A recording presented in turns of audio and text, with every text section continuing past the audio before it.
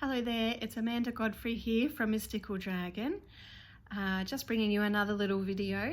This week I felt the need to talk a bit about some of our spiritual tools and practices that help us to keep uplifted, grounded and feeling healthy and balanced.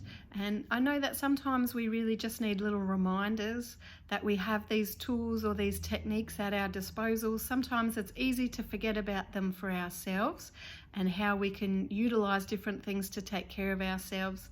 It's often easier to think of them if somebody else is in need, but sometimes we forget about what we have at our own disposal. So I just thought I would run through a few of these tools and techniques just maybe to help remind you if you're needing a little bit of something at the moment. So, of course, the first thing on the list is meditation.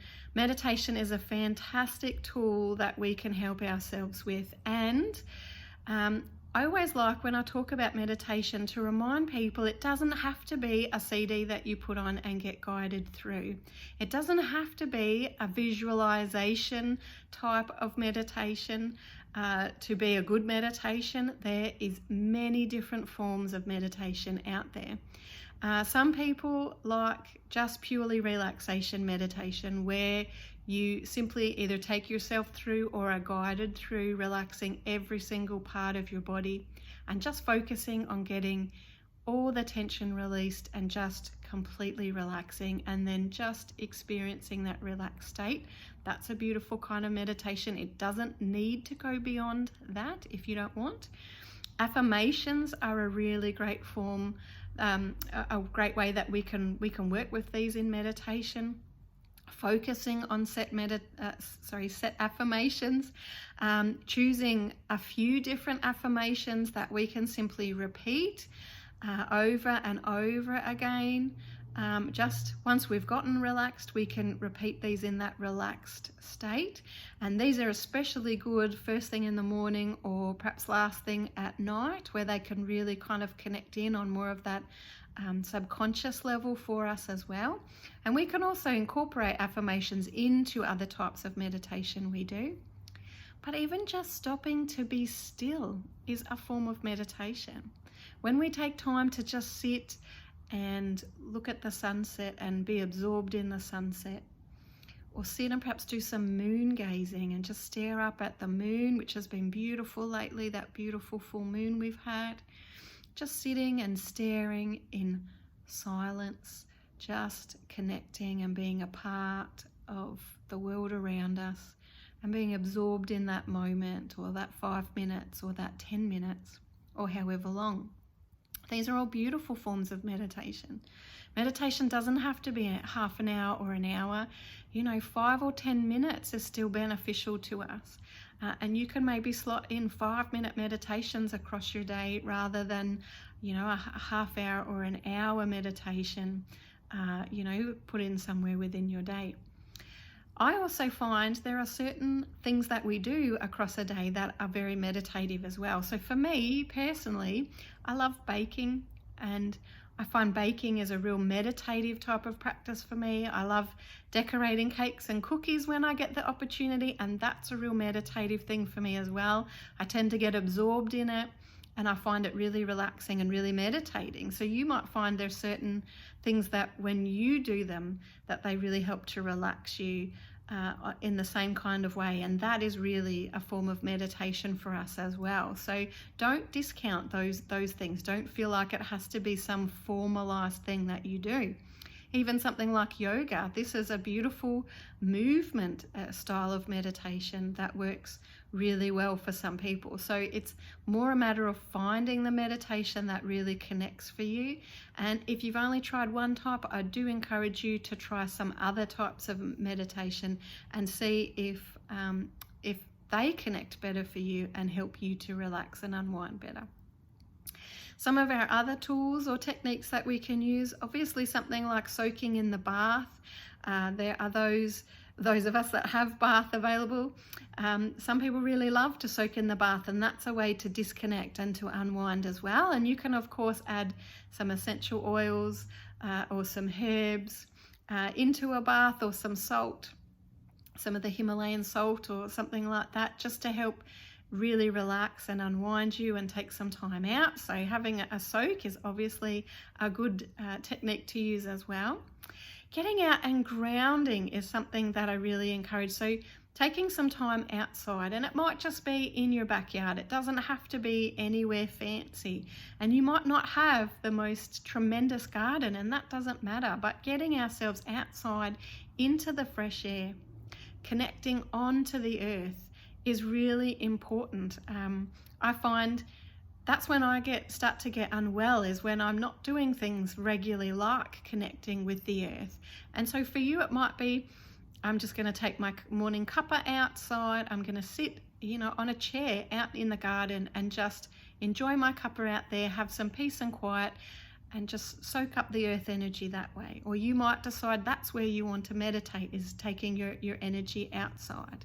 But it's great to, if you can, get barefoot on the earth and really absorb that energy, that grounding energy. It's so good for our feet chakras that are in our feet.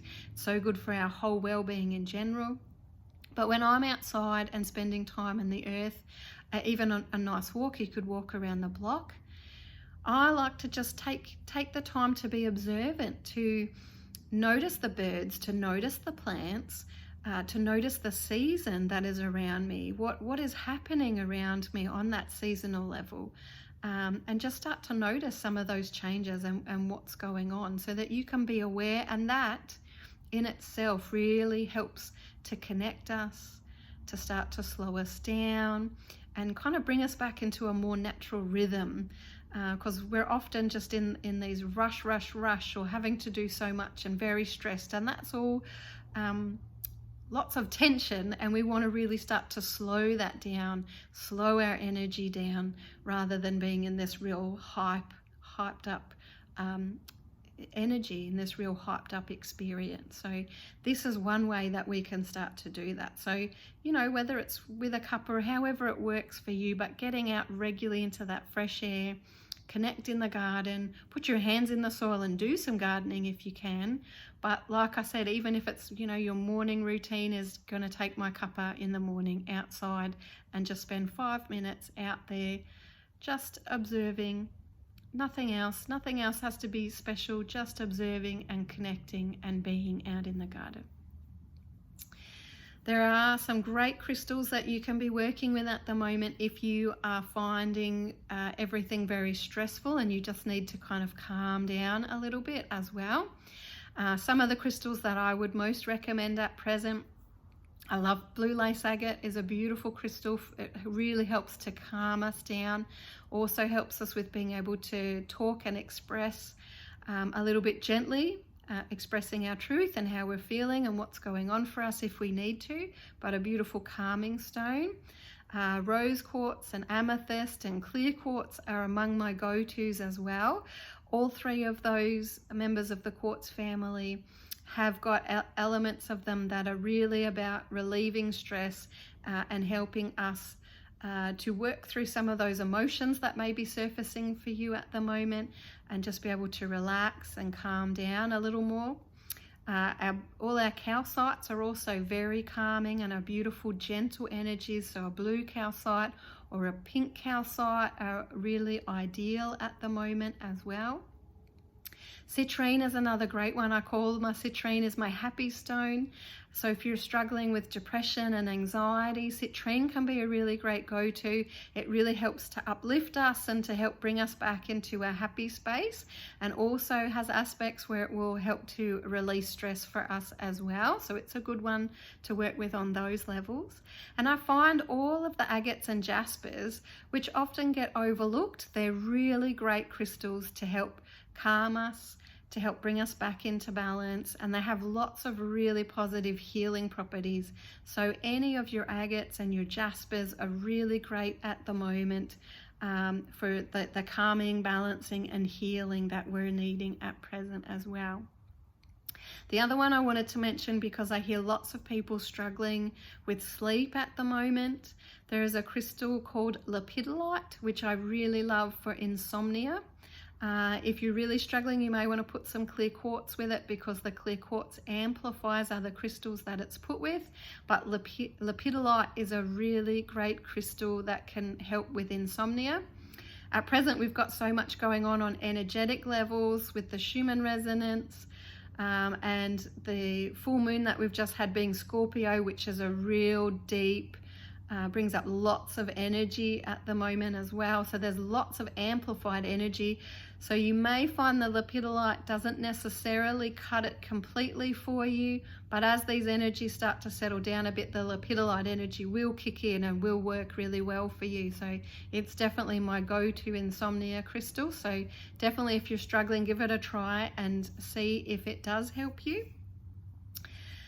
Of course, there's oils that we can burn, or incense that we can burn as well, and just have that going in the background. For me, I love in the morning to get up and I go to my altar in the lounge room, and I tend to light a candle and I put some incense on just to have that beautiful scent, and it just brings in an energy all of its own, and it just reconnects me.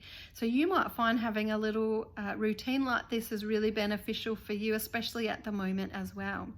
When it comes to the scents, what oils or what incense to put on, I find that scents that you already really enjoy are going to be really good go-tos at the moment, because if you like the scent, that's already going to start to calm and relax you when you put that on. Your body just automatically will start to react to that. But looking at some of the property side of things, your citrus oils and scents tend to be very uplifting. So you can look at your oranges and your lemons and your lemongrass and limes and things like that. They will be very uplifting if you're needing something that uplifts and has that beautiful fresh smell to it. Lavenders and chamomiles tend to be my go-to, that are specific for relaxing and unwinding us and helping to calm us down. So they can be great if you're feeling really wound up, or literally an hour or two before bed, just to help to start to wind us down so that we can relax and be able to sleep easily.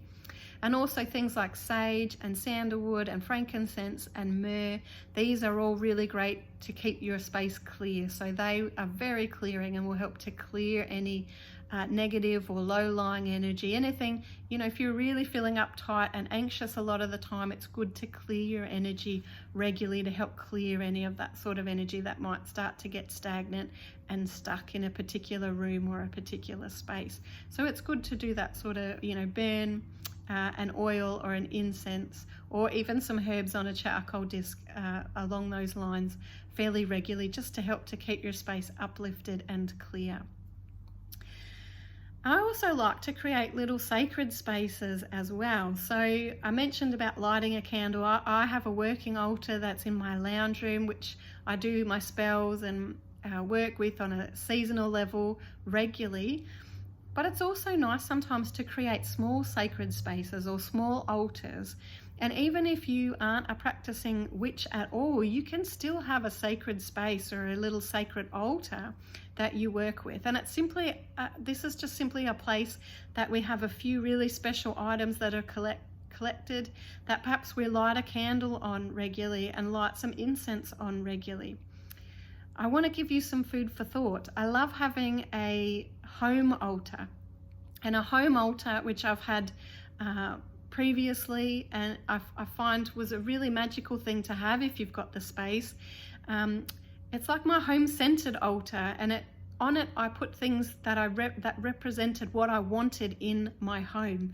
So things that connected with love, support, happiness, all of those things I wanted anyone coming into my home to feel and experience. And I want anyone within my family that lives in my home to be able to really feel supported, nurtured, loved, all of those things. So you can put representatives of those things that you're wanting on your altar, as well as, of course, like a candle. So anything that represents those things to you, a rose quartz heart, pictures and statues and all of those sorts of things that mean something to you and represent that. And you can work with a divinity there if you wanted to, asking them to help bring those blessings into your home as well, and help you in bringing that and helping to support that as well. Other ideas for a small sacred space, you could have a healing altar that you create, just a small space to set up where you regularly send healing, or you do healing for yourself, or you do healing for those that you know need healing, or you can even just do global healing, like we've been doing in Mystical Dragons group. We regularly do global healing, particularly at the moment for this pandemic that we're experiencing on such a wide level.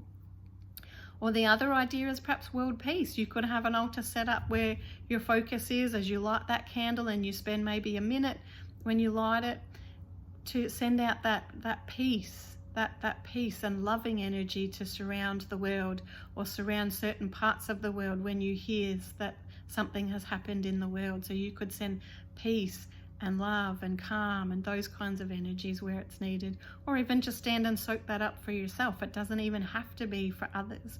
So this is just an idea. Perhaps you could look at creating a small sacred space or a number of small sacred spaces, depending on what space you have in your home, and they just give you a really good focus. And when you see that candle lit, or you see that space, even if you haven't done anything with it that day, it helps to reconnect you back into that energy, that intent of why you set it up in the first place, and can be really good for you. And the last thing that I want to mention as an idea is doing journals. So I personally am a big one on journaling. I love writing. I find it very therapeutic myself. Whether I'm going through something I'm struggling with, or I'm trying to work out, or I'm getting a lot of inspiration and I want somewhere to record that, this is the ideal place to do it, is in a journal. And for you, it might be handwritten. I love doing the handwritten. It could be on a computer, that's fine too.